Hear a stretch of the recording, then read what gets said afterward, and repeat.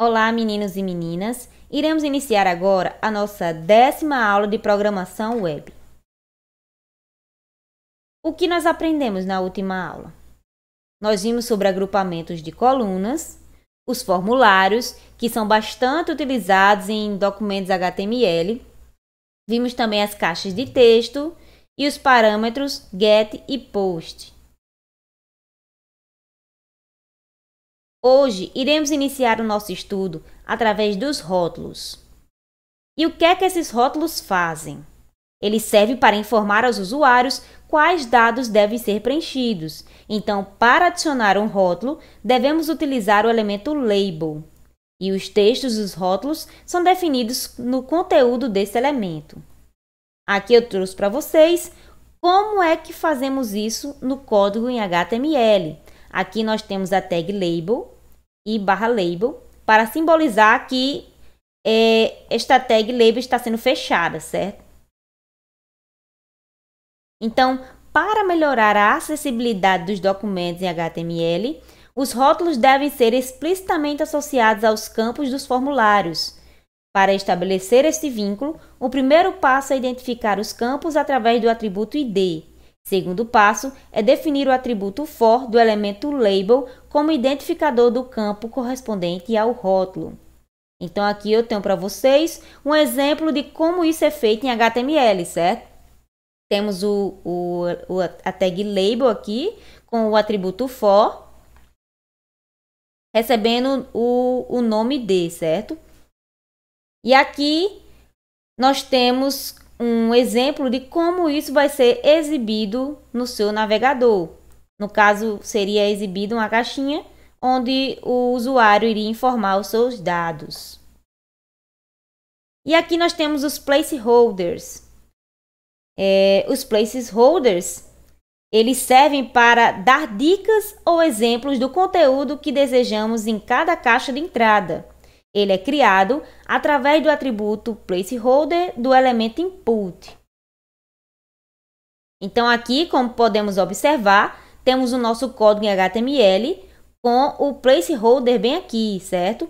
E vai aparecer aqui a frase digite o seu nome aqui. Da mesma forma em que está aparecendo digite o seu nome dentro da caixinha.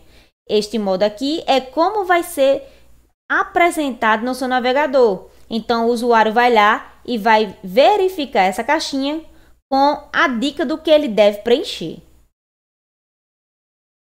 Aqui eu tenho outro exemplo, certo? De como deve fazer. No caso aqui, tenho a dica de Rafael Consentino.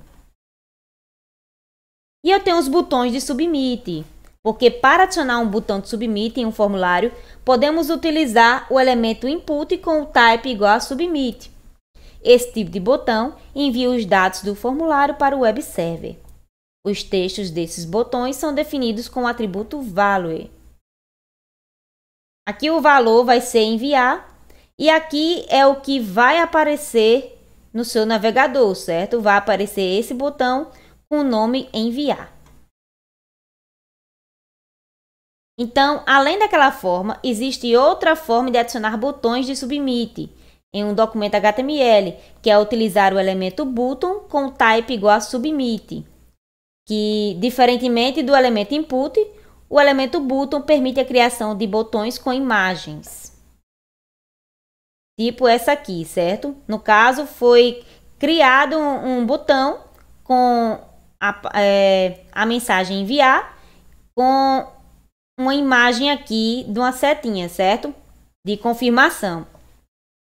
Esse tipo de botão é muito interessante quando você quer colocar um botão para alterar ou editar, certo? Quando você quer criar um botão para excluir, por exemplo, em que geralmente colocam uma lixeirinha ou um xizinho lá para fechar. Isso é muito importante para que o usuário do seu sistema, do seu site, saiba o que é que aquele botão faz, certo? Então, através do button, aqui do elemento button, você pode criar um botão desta forma. E nós temos as caixas de entrada específicas, como as caixas de busca, que assim como as caixas de texto, são adicionadas nos formulários com o elemento input. A diferença é o valor do atributo type, que deve ser search, ao invés de text, certo? No caso aqui, ó. E a caixinha de busca vai aparecer no seu navegador desta maneira aqui.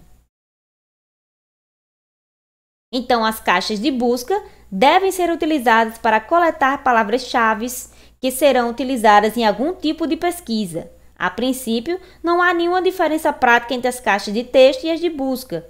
Contudo, essa diferenciação adiciona valor semântico aos documentos HTML e possibilita, por exemplo, que os navegadores diferenciem visualmente esses dois tipos de caixas. E nós temos também as caixas de números, porque para coletar dados numéricos, podemos usar caixas específicas para números. E no HTML5, há dois tipos de caixas para este propósito. E os dois são definidos com o elemento input. O valor do atributo type é number para o primeiro tipo e range para o segundo tipo. Certo? Então, aqui eu tenho um exemplo de como isso é feito em HTML. Esses dois tipos de componentes devem ser utilizados para coletar valores de sequências numéricas pré-definidas. E a principal diferença entre os componentes é que o primeiro, type igual a number, no caso esse daqui, deve oferecer um mecanismo preciso para os usuários selecionarem o valor desejado, enquanto o segundo, que é este aqui, ó, type igual a range, não possui essa obrigação. Então, aqui eu tenho uma imagem que mostra uma possível forma dos navegadores exibirem essas caixas.